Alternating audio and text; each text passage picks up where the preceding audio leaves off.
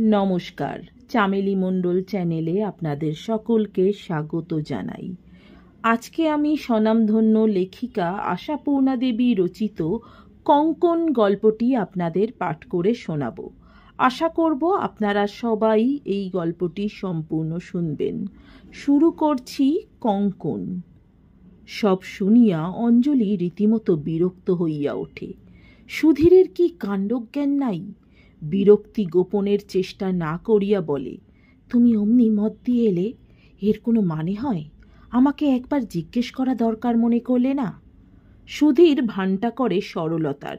বাহ, নেমন্তন্ন করেছে, যাবে, এর আর মতামতের কি আছে? তোমার তাহলে ধারণা আমি যাব সেখানে? এবার যে চাপা হাসিটা ফুটিয়া ওঠে সুধীরের মুখে, সেটাকে আর সরলতা বলিয়া ভুল করা চলে না। বলে, যাবে না কি বলো? আদর করে নেমন্তন্ন করেছেন, গাড়ি পাঠিয়ে নিয়ে যাবেন, বড় মানুষের বাড়ির ক্রিয়াকাণ্ড ব্যাপার দেখবে, এ তো ভাগ্যের কথা।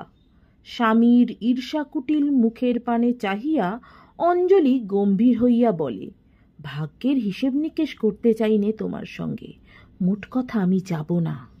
সুধীর নিশ্চিন্ত ভঙ্গিতে মাথা নাড়ে। পাগল হয়েছ? তাই কখনো হয়? যেতে তো হবেই। যার নাম অফিসের বড় সাহেব, হুকুম করলেই ছুটে যেতে হতো, আর এ তো নেমন্তন্ন।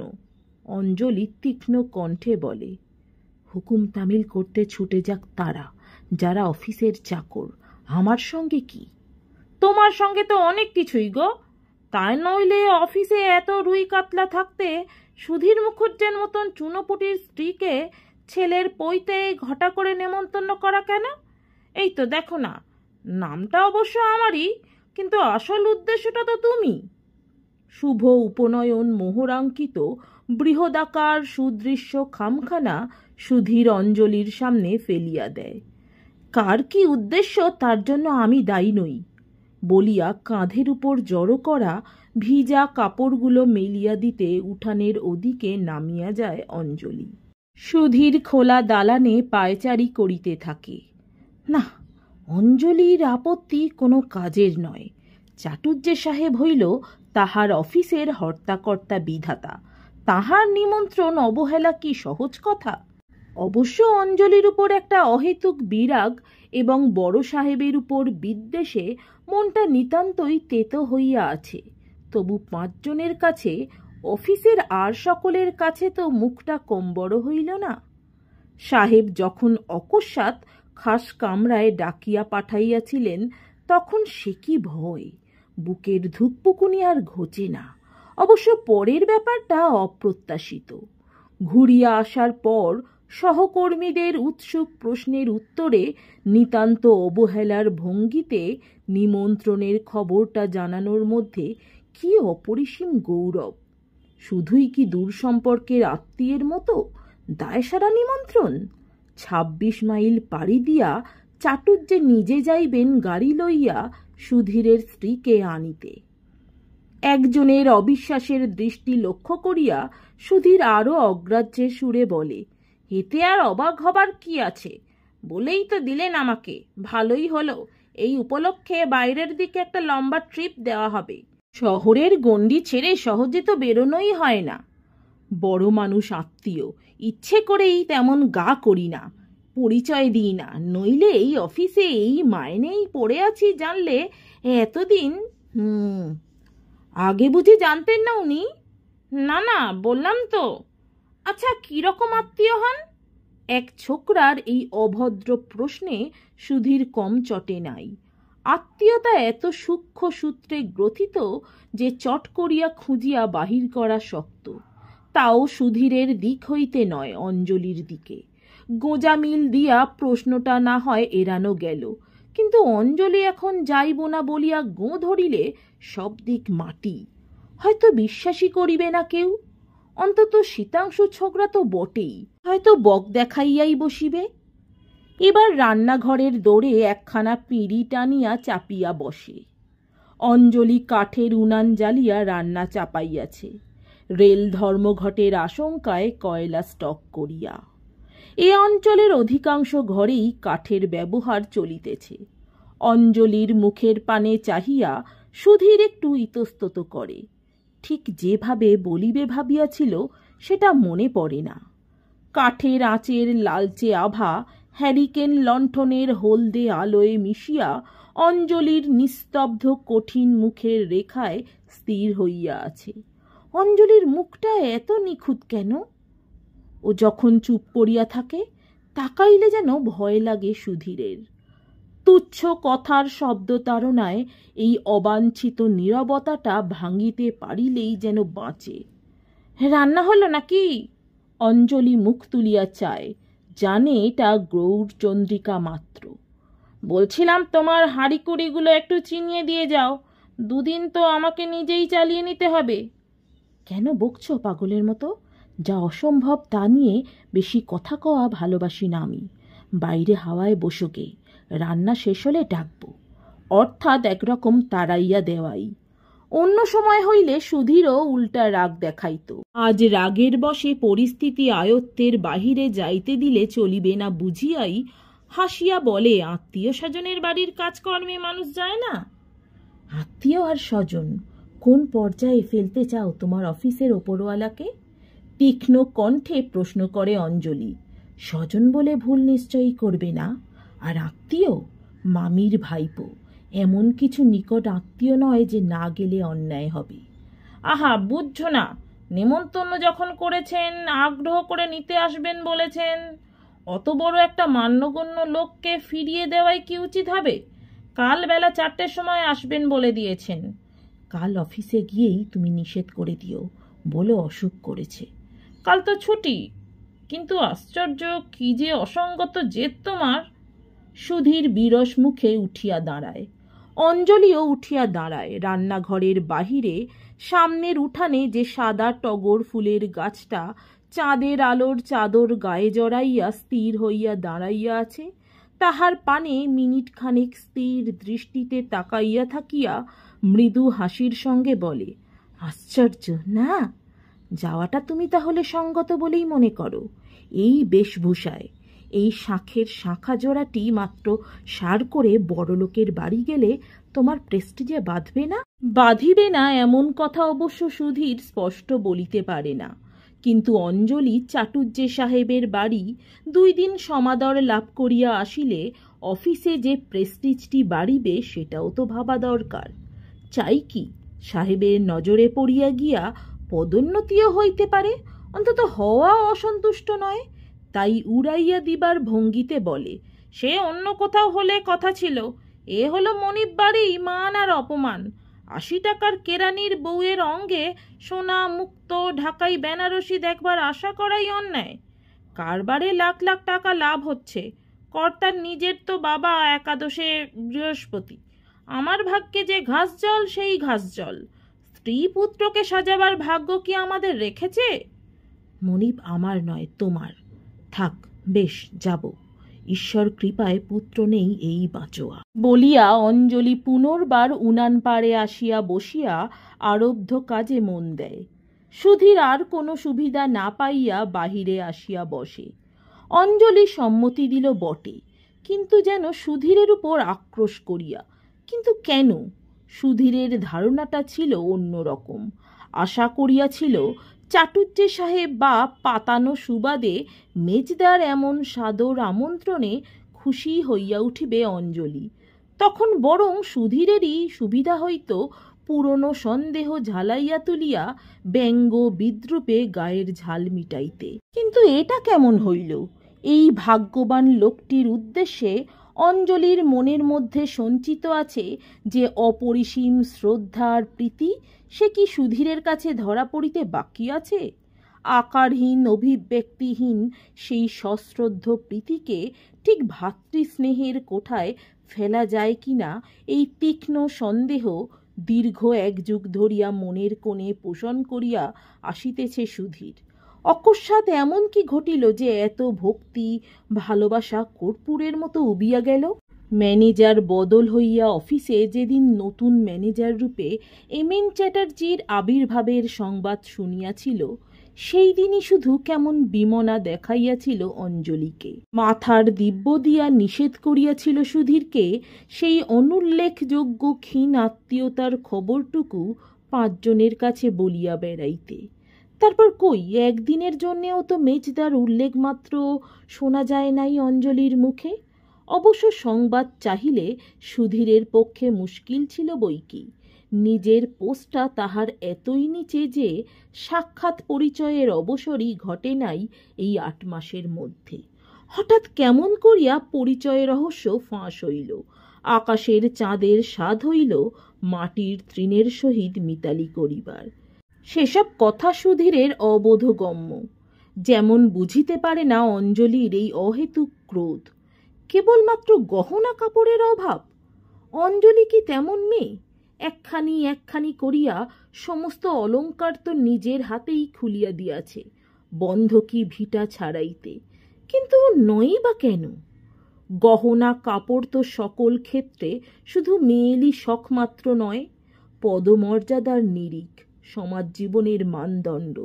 জীবন যুদ্ধে যারা প্রত্যক্ষভাবে জয়ী হইয়াছে, লাভ করিয়াছে সাধনার পুরস্কার, তাদের স্ত্রী কন্যার হয়তো বসনভূষণের বাটখারা চাপাইয়া মানদণ্ডের ভারসাম্য রাখিবার প্রয়োজন হয় না। কিন্তু পরাজিত হতভাগ্যদের ওজনের কমতি ধরা পড়িবার ভয়েই না মধ্যবিত্তের ঘরে আভরণের কম বেশি লইয়া এত অশান্তি। উৎসবে আনন্দে আত্মীয় বন্ধুর গৃহে ডাক পড়িলেই এদের নিস্তরঙ্গ স্তিমিত জীবন অভিযোগে মুখর হইয়া ওঠে। কলহ বাঁধিয়া যায় স্বামী স্ত্রীতে, চির খায় আত্মবিস্মৃত শান্তির গায়ে। অঞ্জলি গম্ভীর প্রকৃতির মেয়ে, কলহ করিতে তাহার প্রবৃত্তিতে বাধে। খোঁটা দিয়া স্বামীর অক্ষমতা প্রমাণ করিতে লজ্জা পায়। ঝোঁকের মাথায় একবার মাত্র একটা কথা বলিয়াই একেবারে নীরব হইয়া গিয়াছে। পরদিন বেলা 4টে বাজিবার পূর্ব মুহূর্ত পর্যন্ত সুধীর আন্দাজ করিতেই পারে না অঞ্জলি শেষ পর্যন্ত স্থির করিল কি। কিন্তু এক সময় 4টে বাজে। প্রতীক্ষিত শব্দটা ধ্বনিত হইয়া ওঠে সদর দরজার বাহিরে। অগত্যা তদব্যস্ত হইয়া ছুটিয়া আসা ছাড়া সুধীর করিতে পারে কি? হউক সম্বন্ধীয়, উপরওয়ালা বড় সাংঘাতিক বস্তু, কিন্তু এই সময় একটাও লোক থাকিতে নাই পথে। সুধীরের দরজায় যখন বিরাট বপু বুইকখানা দাঁড়াইয়া। পাড়ার পরিচিত ভদ্রলোকেরা সকলেই কি আজ এই ছুটির দিনে জোট করিয়া অন্তঃপুরচারী হইয়াছেন? ডেলি প্যাসেঞ্জার বা সাপ্তাহিকের দল সকলেই তো আজ দেশের মাটিতে শিকড় গাড়িয়া আছেন। অথচ সুধীর যেদিন তেল গুড় বাজার ইত্যাদির ভারে ভারাক্রান্ত 2 হাতে রবিবাসরীয় কর্তব্য করিয়া বাড়ি ফেরে, সেদিন দেশ শুদ্ধ লোকের কুশল প্রশ্নের মরশুম পড়িয়া যায় যেন। আসুন আসুন, আমার বাড়িতে আপনার পায়ের ধুলো। কই গো, তোমার মেজদা এসেছেন যে। চলুন চলুন বাড়ির মধ্যে। কি মুশকিল, আছো কোথায়? তোমার মেজদা এসেছেন বললাম যে।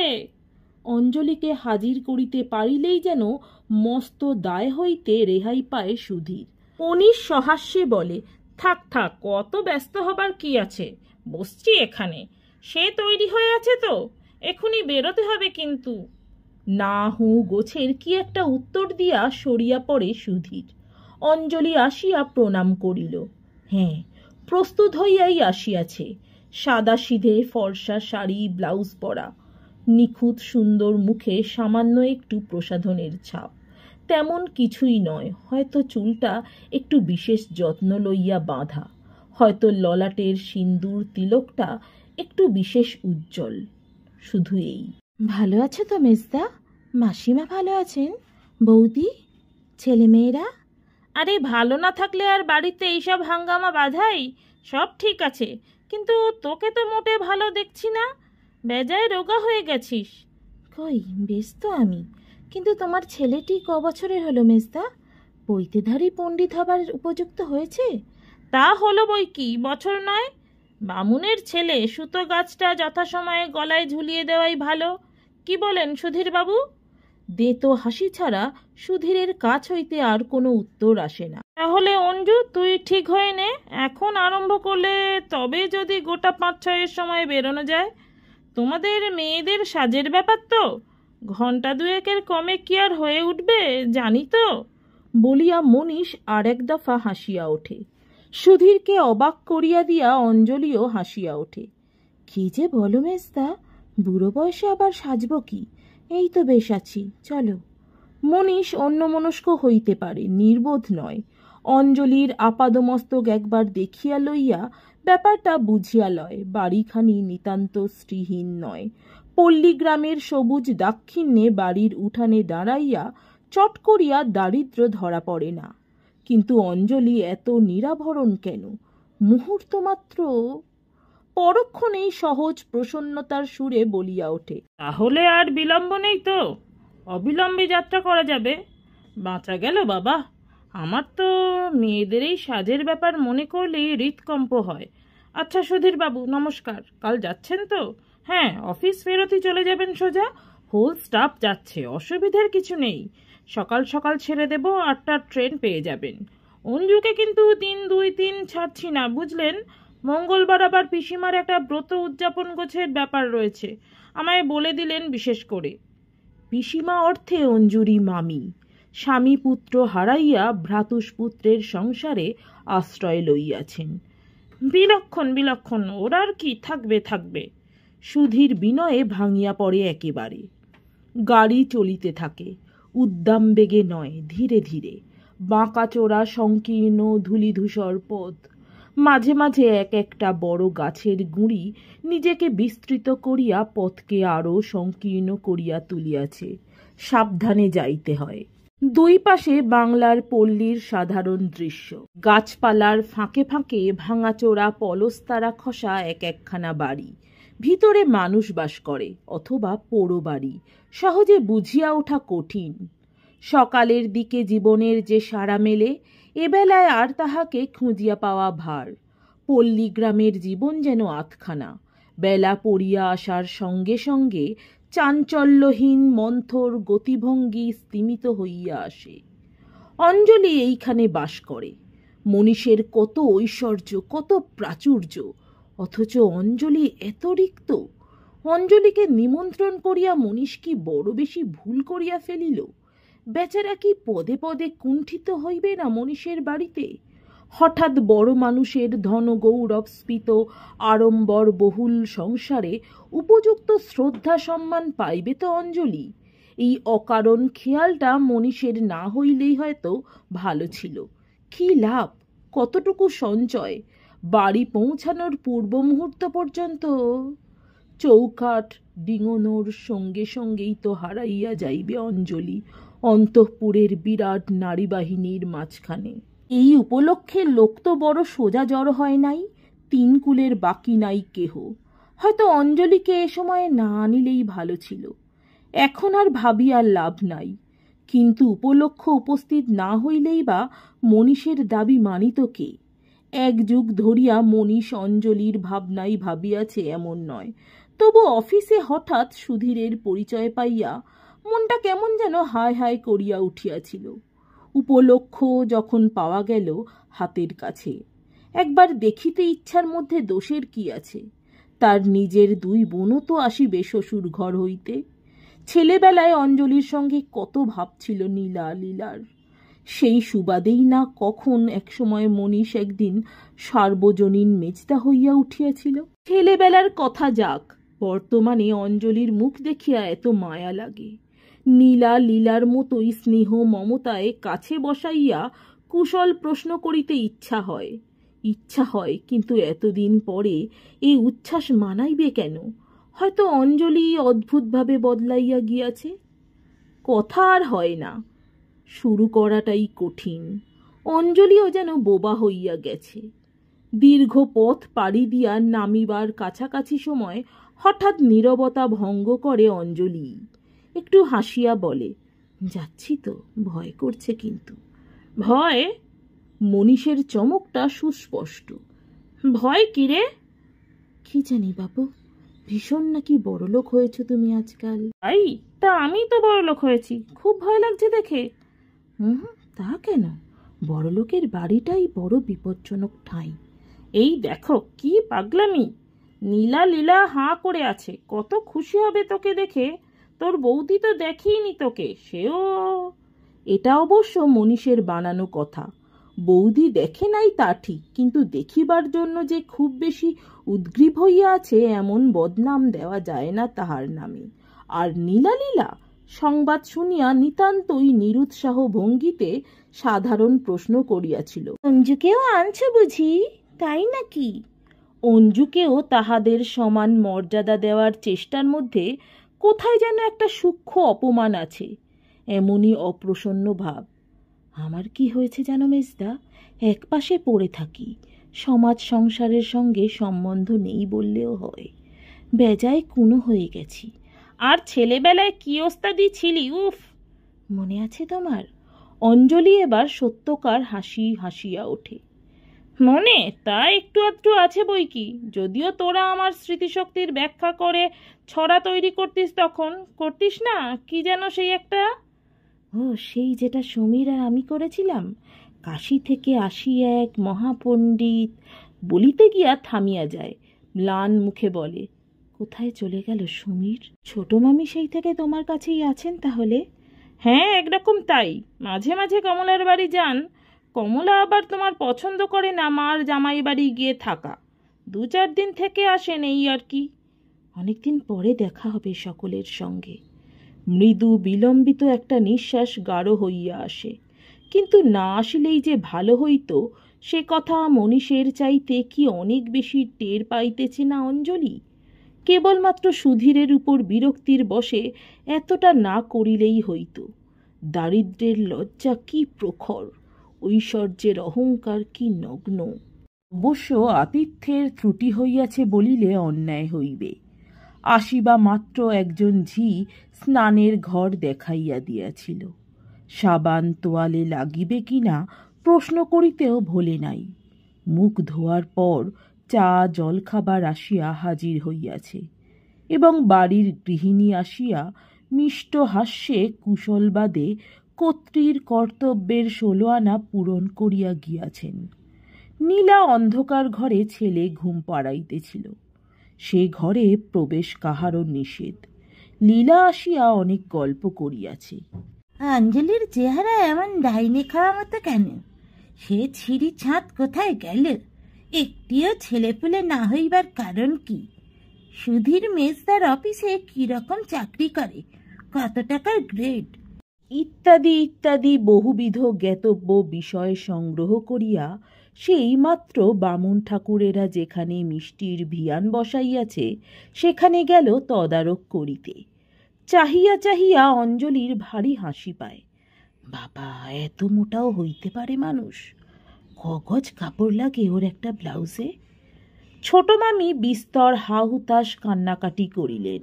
স্বামী শোক, পুত্র শোক বহু পুরাতন হইলেও অঞ্জলির সঙ্গে নূতন দেখা হওয়ার অজুহাতে আর একবার জাগাইয়া তুলিলেন। তাছাড়া দিন বুঝিয়া এই সময় কমলা বসিয়া রহিল আতুর ঘরে, এত বড় একটা কাজে আসিতে পারিল না, সেটাও কম শোকাবহ ব্যাপার নয়। চুপি চুপি ভাইপো বউয়ের নিন্দা করিলেন প্রাণ খুলিয়া। তাগিতে আরো দিন ছিল, কমলা তখন কারাগার হইতে মুক্তি পাইত, বউ গ্রাহ্যই করিল না।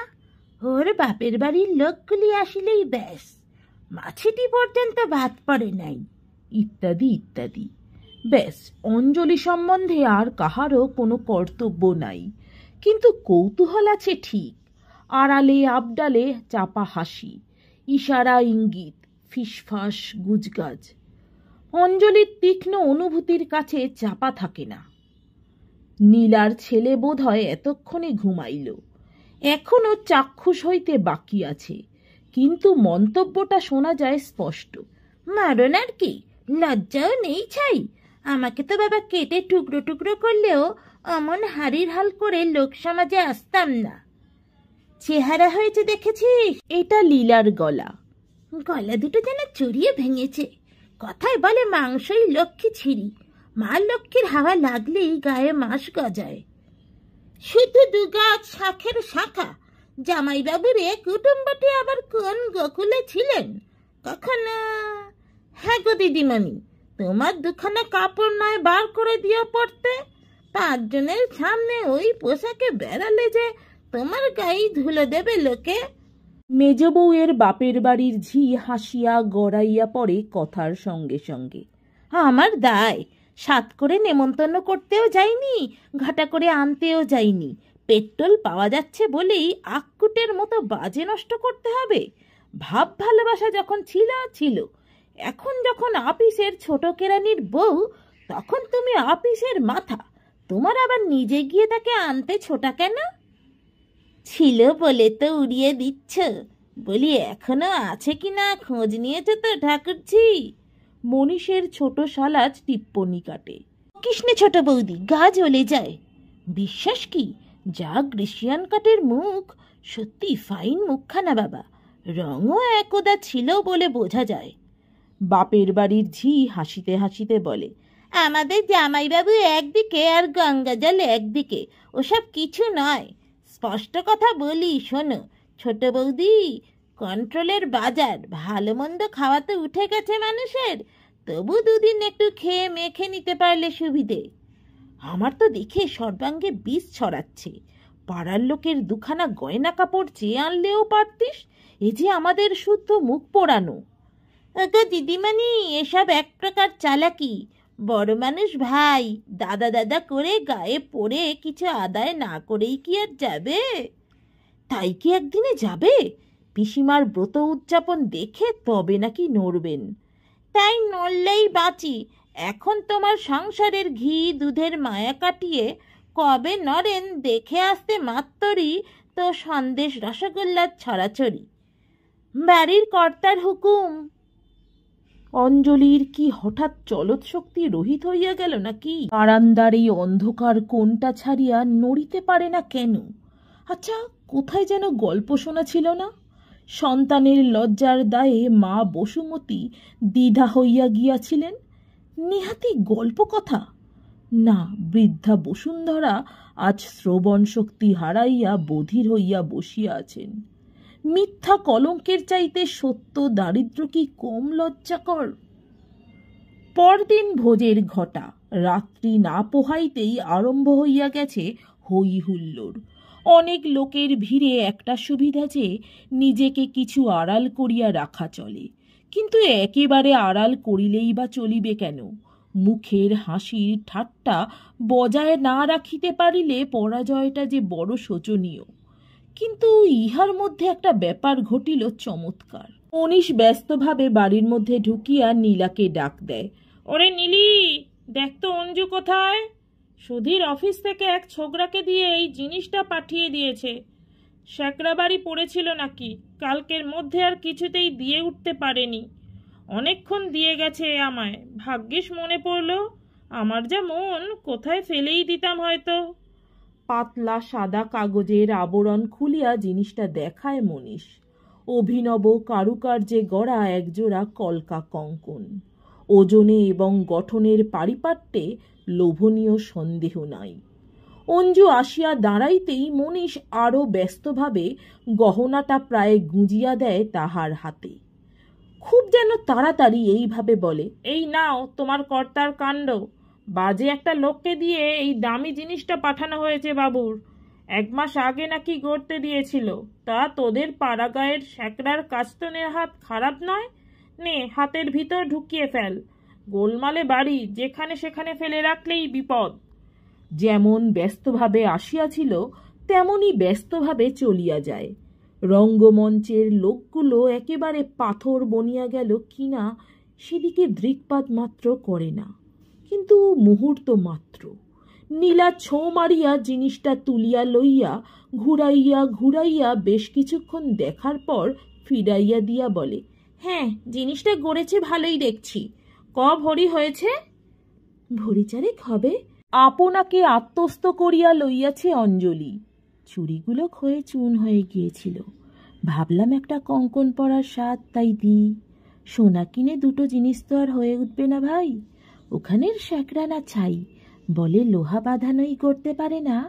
এখানেই বুঝি গড়তে দিয়েছিলেন। কিন্তু মনীষ নির্বোধ বলিয়া তো আর বিশ্বশুদ্ধ লোক বোকা নয়। মনীষের বউ মনীষকে এক হাটে বেচিয়া আর এক হাটে কিনিতে পারে।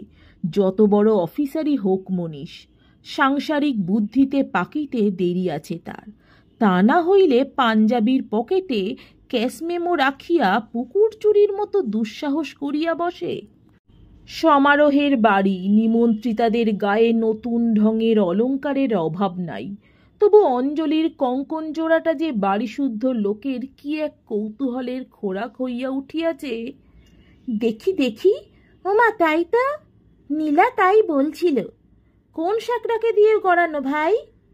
বানি কত করে নিয়েছে? অবাক করলে, কিছুই জানো না? তোমার কর্তা বুঝি তোমার সঙ্গে পরামর্শ না করে? উত্তর দিতে দিতে হয়রান হইয়া পড়িয়াছে অঞ্জলি। রাত্রে যদি সুধীর সত্যই আসে নিমন্ত্রণ রাখিতে, কোনো উপায়ে কি পলাইতে পারে না অঞ্জলি যে কোনো ছুতায়? কিন্তু সুধীর আসিবে না সে কথা অঞ্জলি জানে।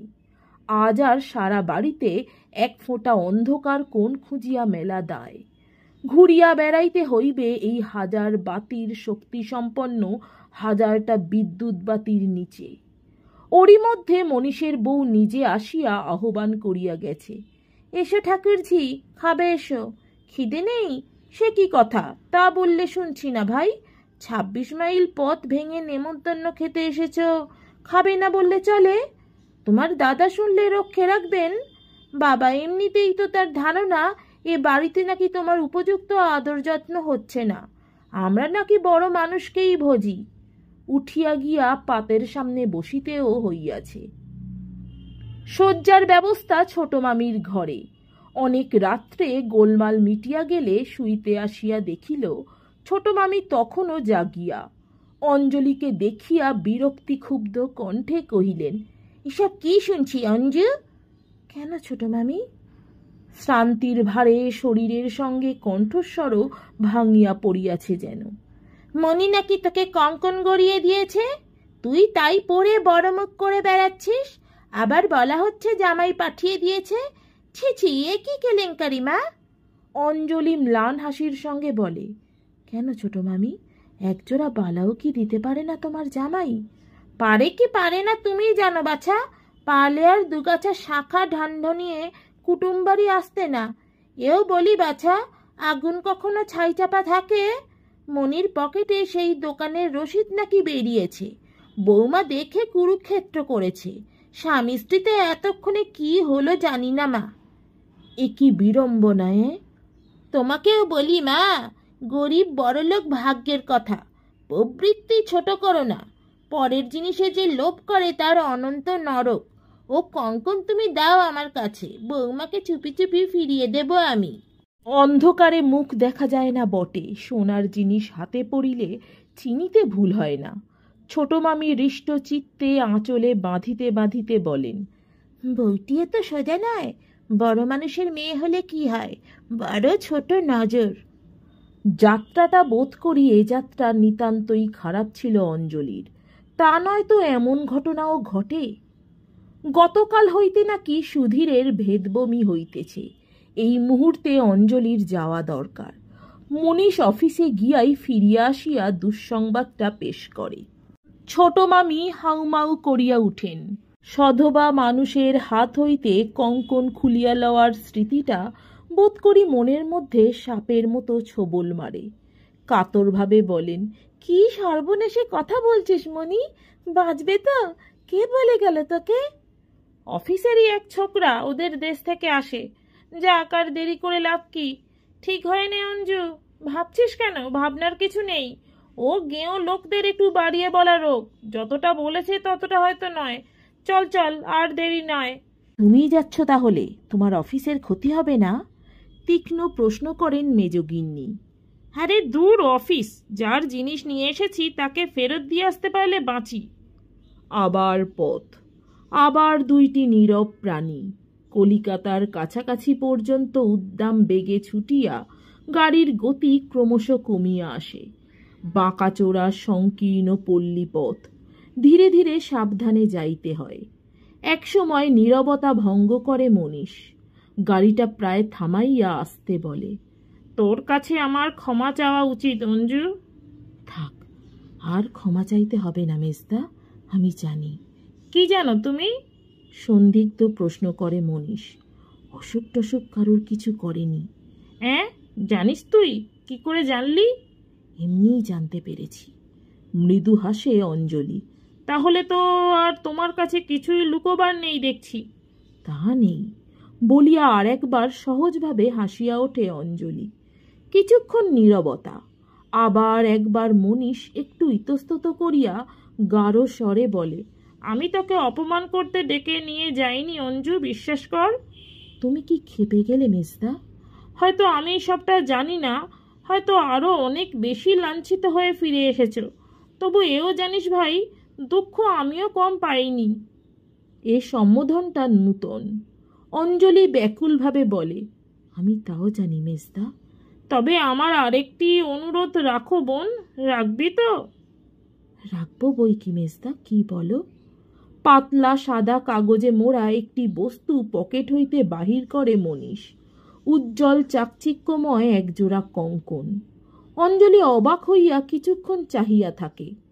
প্যাটার্নটা অন্য, ভুল করিবার কিছু নাই। কিন্তু কি অদ্ভুত ছেলে মানুষই মনীষের। সহসা মনীষকে আশ্চর্য করিয়া দিয়া খিলখিল করিয়া হাসিয়া ওঠে অঞ্জলি। তোমার কি কঙ্কনের গাছ আছে মেজদা? হাত বাড়িয়ে পেরে আনলেই চলে। আবার কি বলে কিনেছ একজোড়া? লজ্জা শরমও নেই বাপু? লজ্জা নেই কি করে বলি বল? আমার দেওয়া জিনিস ওরা তোর হাত থেকে কেড়ে নিয়েছে। এ লজ্জা আমার মরে গেলেও যাবে না। তুমি একটি আস্ত পাগল মেজদা। আজকালকার দিনে টপ করে অতগুলো টাকা নষ্ট করা কোন বউ সহ্য করে শুনি? থাক, তোমার ওকালতি করতে হবে না। শুধু ফিরিয়ে দিতে চেও না দয়া করে। এ আমার নিজস্ব টাকা, সংসারের প্রাপ্য পাওনা নয়। আঙুলে একটা আংটি কি কাজেই না লাগে। হঠাৎ খুলে পড়ে হারিয়ে যেতেও পারে, ধর তাই গিয়েছে। জীবনে কত কি তো হারায়। অঞ্জলি থমকিয়া তাকাইয়া দেখে, কি সর্বনাশ! অত্যুজ্জ্বল যে হীরার আংটিটা মনীষের সুপুষ্ট আঙুলের শোভা বর্ধন করিতেছিল, সে স্থানটা ফাঁকা। কিন্তু এও তো এক পরম বোকামি। এটাই কি ধরা পড়িবে না? কি অবোধ! ছিছি, এ কি অন্যায় মেজদা। না না, কেন ভাই এরকম পাগলামি করছো? তবে থাক, নিও না। বুঝলাম ক্ষমা করতে পারোনি। এই এক বিপদ। তর্কের উত্তর আছে, নীরব অভিমানের উত্তর কি? মেজদা রাগ করলে? রাগ করবার কি রাইট আছে আমার শুনি? কি মুশকিল! কই দাও বাবু, পড়ছি। এই দেখো, হলো তো? হলো। অনেক দুঃখের মধ্যে একটু সান্ত্বনা রইল আমার। প্রার্থনা করিয়ে জিনিস তোমার হাতে অক্ষয় হোক বোন। একটা মিথ্যে কথা বানিয়ে পর্যন্ত ভয়ে সারা হচ্ছি।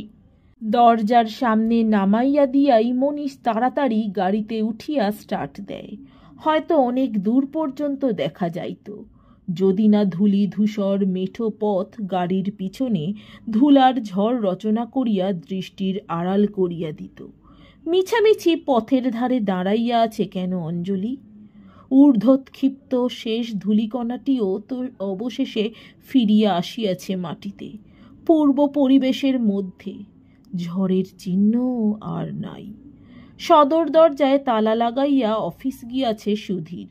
অঞ্জলির তো আসার কথা নয়। হয়তো প্রতিবেশিনী সরজু ঠাকুরজির বাড়ি খোঁজ করিলে চাবির সন্ধান মিলিবে। ঘণ্টা কয়েক সময় তাহার বাড়ি বসিয়া থাকাও চলে। তবু কি এইরকম বোকার মতো দাঁড়াইয়া থাকিবে অঞ্জলি? কতকাল থাকিবে? না, অঞ্জলি বোকা নয়। ধাতস্থ হইতে বেশি দেরি হয় না তার। সুধীর আসিবার আগে সংসারের কাজের মধ্যে সহজ হইয়া থাকার দরকার, এটা সে বিস্মৃত হয় নাই। নিমন্ত্রণের ব্যাপার যখন মিটিয়াই গেল, তখন অঞ্জলি চলিয়া আসিবে না তো কি? মিছামিছি কেন আর পরের বাড়ি বসিয়া থাকা? বেচারা সুধীরকে যেখানে হাত পোড়াইয়া রাঁধিয়া খাইতে হইতেছে। সরজুর বাড়ি যাইতে গিয়া হঠাৎ থামিয়া পড়া ছাড়া উপায় থাকে না। কি আশ্চর্য! অঞ্জলি কি ভুলিয়া গিয়াছিল নাকি? মিনিট খানেক নূতন অলঙ্কার শ্রীমণ্ডিত হাত দুইখানির পানে অভিভূতের মতো চাহিয়া থাকে। কঠিন ধাতু, তবু যেন বন্ধুর স্নেহে জড়াইয়া ধরিয়া আছে কোমল প্রকোষ্ঠ দুইখানি। হ্যাঁ, প্রেম নয়, করুণা নয়, স্নেহ মাত্র। কিন্তু পৃথিবীটা তো এত বোকার জায়গা নয় যে স্নেহকে স্নেহ বলিয়াই নিশ্চিন্ত থাকিবে। গ্রীষ্মের দুপুরটা কি নির্জন, পুকুরের জলটা কি নিস্তরঙ্গ। টুপ করিয়া সামান্য এতটুকু যে শব্দ, সে সারা কাহারও কানে যাইবার আশঙ্কা নাই। কতটুকু সেই শব্দ?